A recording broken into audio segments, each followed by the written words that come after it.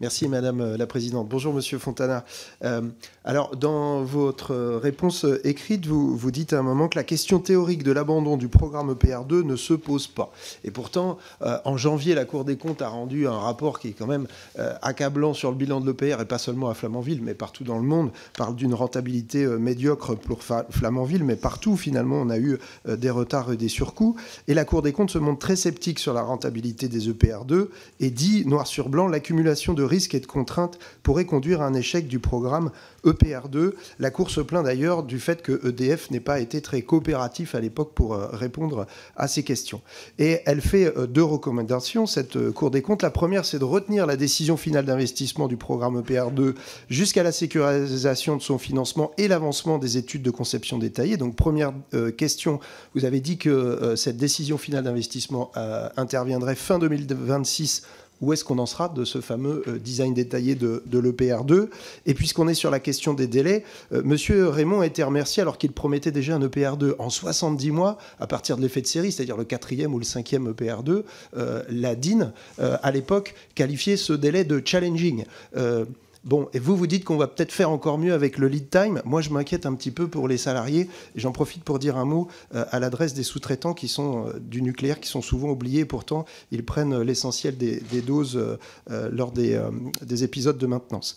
La deuxième recommandation de la Cour des comptes, c'est de s'assurer que tout nouveau projet international dans le domaine du nucléaire soit générateur de gains chiffrés et ne retarde pas le calendrier du programme EPR2 en France. Pourtant, vous nous dites là aussi qu'il va bien falloir continuer d'investir dans des nouveaux réacteurs à l'étranger. Donc voilà, j'ai l'impression que sur ces deux recommandations de la Cour des comptes, j'aimerais en tout cas vous entendre. L'autre question, c'est sur le dispositif post-ARENH. Je mène une mission d'information sur les prix d'électricité avec mon collègue Philippe Bollot, et j'espère vous entendre prochainement sur le sujet. Mais je pense que ce dispositif est une mauvaise nouvelle pour les consommateurs, l'ensemble des consommateurs, quand les prix de marché explosent. Mais j'ai peur aussi que ce soit une mauvaise nouvelle pour EDF quand les prix de marché s'effondrent, puisqu'en fait, il n'y a pas de plancher pour vous qui garantisse en fait que vous puissiez faire les investissements nécessaires, quels qu'ils soient. Quel est votre avis sur ce sujet? Merci. Je vais commencer peut-être par les réacteurs à l'étranger que vous évoquiez. On peut l'aborder de différentes manières. Bon, ça, je le sais, la décision n'est pas encore prise, reste à prendre.